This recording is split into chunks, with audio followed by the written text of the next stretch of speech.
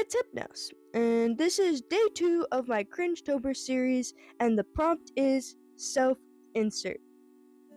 Guys, it's December, and maybe even next year, and this is only day 2 of my Cringetober series. I have realized that I am not very capable of making 30 drawings in 1 month and then also editing them. So the plan is to make this a continuous series for however long it lasts on my channel. Also, if you haven't seen part 1, check it out. Anyways, let's talk about this self-insert OC star splitter. So, as you can see, she is a dragon, and she is my self-insert OC that is in the Wings of Fire universe. She's like the first, and I think like one of the only self-insert OCs I have, because I'm not big on self-insert OCs. I was like super invested in the book series of Wings of Fire when I was like younger. I read 3 books and then 5 graphic novels to like the first arc. I low-key all like knew all the lore from like the fandom wiki and like just being in the fandom community. So I know my Wings of Fire lore. It's a bit foggy nowadays because I have not picked up or talked about those books in a long time. But I used to draw dragons like all the time when I was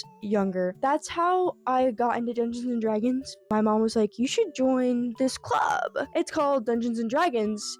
You like storytelling, I think you would like this club. And I was like, it has dragons in it, and I like dragons. And that's how I joined Dungeons and Dragons Club.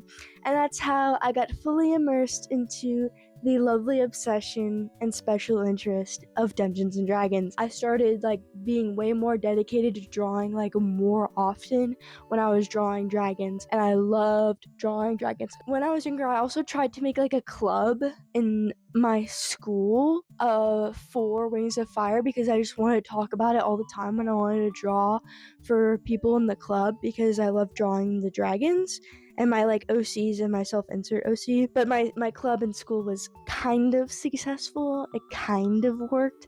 It wasn't like us, like the school wasn't like, this is an official club. It was just kind of like me gathering people who I knew and who I was friends with and being like, do you want to talk about dragons with me?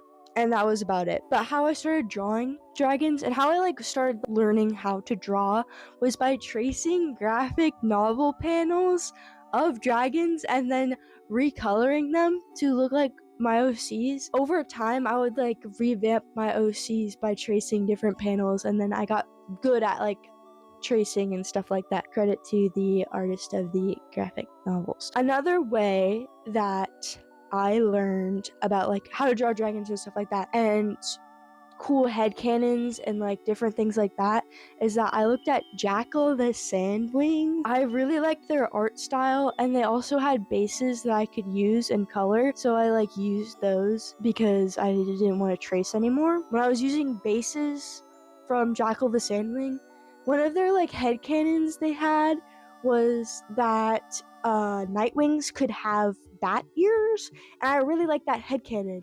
And then later, when I got into Dungeons and Dragons, I knew like tieflings were kind of like devil-y, and you know how like devils have like bat wings? I was like, they should have bat ears too, because that would be cool. So now I headcanon and draw all of my tieflings with bat ears, and that's probably one of the influences I picked up from their style, which is really cool. A lot of cool stuff comes out of that fandom community in general. Like there's so many good creators, like some of the ones I can think off my top of my head.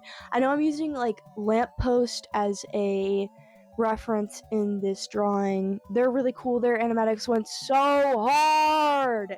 And there's also Dragon Sheep, I remember watching a lot, and Cypress is a really good art channel, and I really like how they use colors and their like dragon designs and stuff. Their style was like one of the more unique ones that I saw in the community. There was just generally like a lot of different artists that like really empowered the fandom and made all this cool art.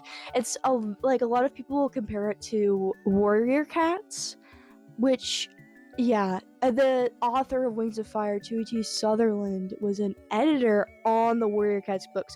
So that's probably why they're so similar, and different aspects. And so I liked watching like different maps and stuff. And yeah, I think the art of the fandom is really cool. And I think it's like a good place for a lot of beginner artists to start out because the fandom's really nice. And it is a lot of younger artists as well as like more advanced artists that like really love the books. I'm gonna talk more about my OCs and Star Splitter and all this cool stuff. So originally how it started out, Star Splitter's name was not Star Splitter. Star Splitter's name was Lilith.